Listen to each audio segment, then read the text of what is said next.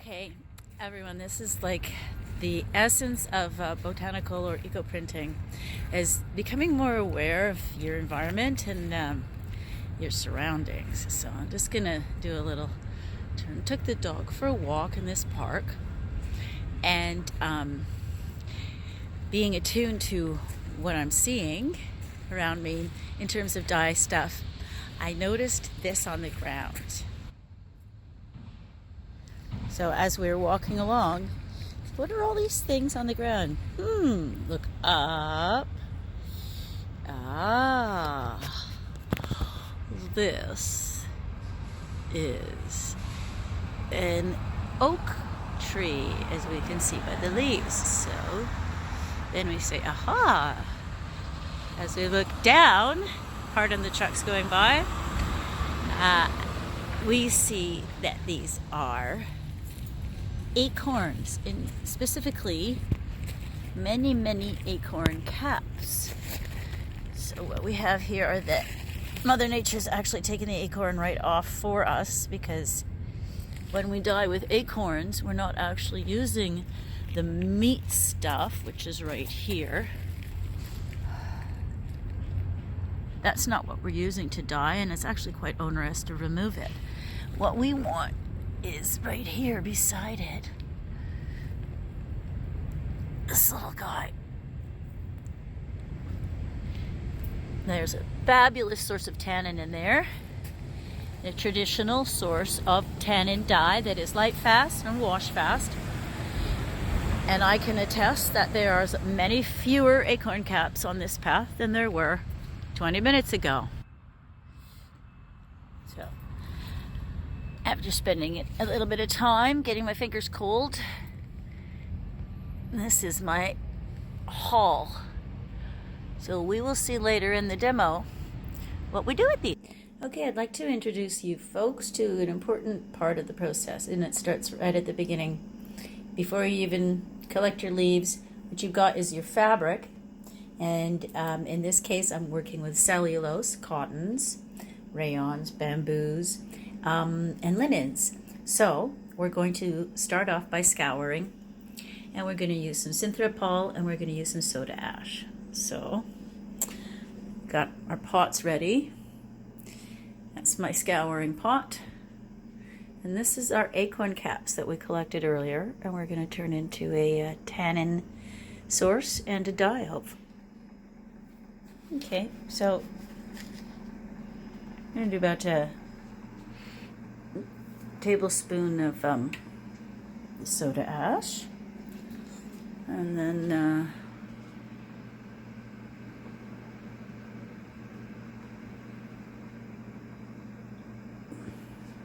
some synthropol. When you're using silk, you can or wool, you can use the synthropol alone.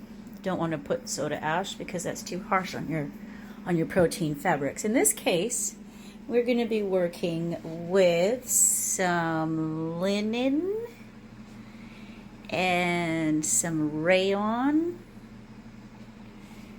and a little bit of cotton. So put that in there, and just like great grandma did to get her whites white, we are going to let this come to a low rolling boil, and we're going to do that for at least an hour. And it's going to be interesting when you see the color of the water when we're done, and all the waxes and chemicals that have been used in the processing of this fabric. And in this case, this is all a new fabrics that I bought. These are not repurposed this time.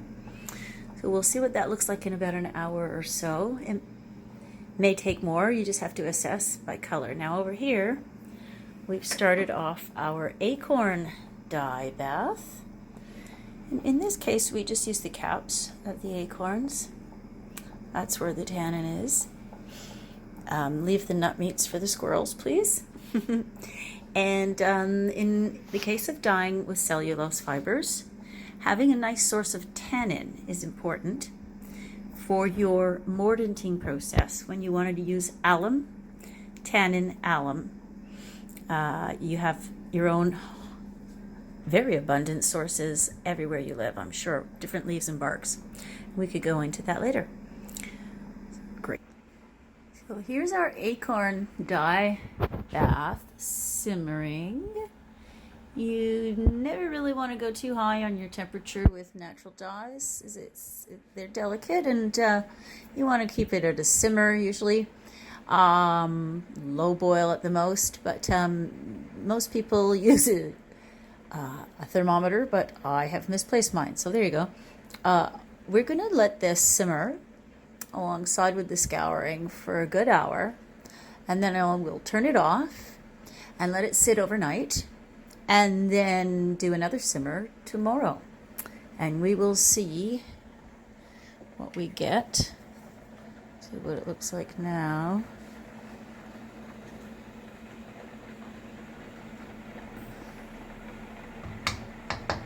Little acorn caps, really cute. And you want enough liquid for your fabric to really be able to move freely when you're scouring as well as when you're dyeing. There you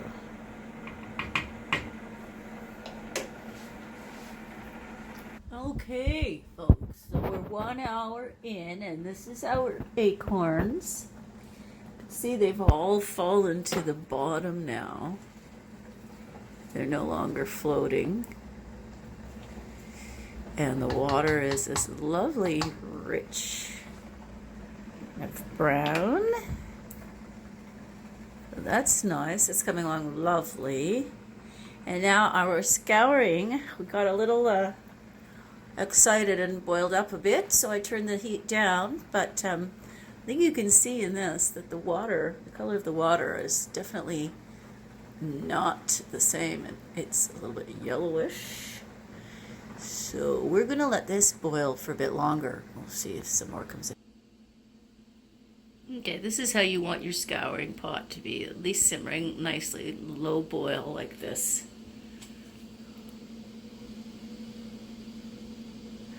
And I think it's obvious that we can see the waste products coming out of the fabric. And you really want to do that before you try adding any kind of dye, whether from leaves or just in a regular dye bath. Otherwise, your fabric is not going to take it up, because it's going to be full of all the junk that's turning this water yellow. Okay, so I have taken the scouring water and I've poured it into this white bucket, just so you guys can see. Just a little over an hour of boiling our fabric. You can see the soap. Lots of soap still, but look at the color of that water. I hope everyone can see. That is the color. That is the junk that was in this new fabrics, not used, but bought new from the store. That's what you got in there.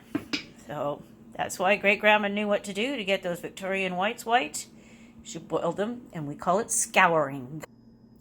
Okay, folks, so the result of our lovely acorn dyes in the bottle, nice dark brown. I've created a dilute solution here in some water because I have these lovely oak leaves and they're dry. This is one way to preserve the leaves that you find, and you don't want to use them dry because you can't. It's going to be more difficult to draw the tannins out into your fabric. So what we'll do is we'll take the oak leaves, dry right now, but they've still got their shape and everything we need is in there. Just want to make them more pliable and more available to us when we're doing our steaming later on. Lovely little guy. So there's one way to use the tannins that we extracted from our found windfall acorns.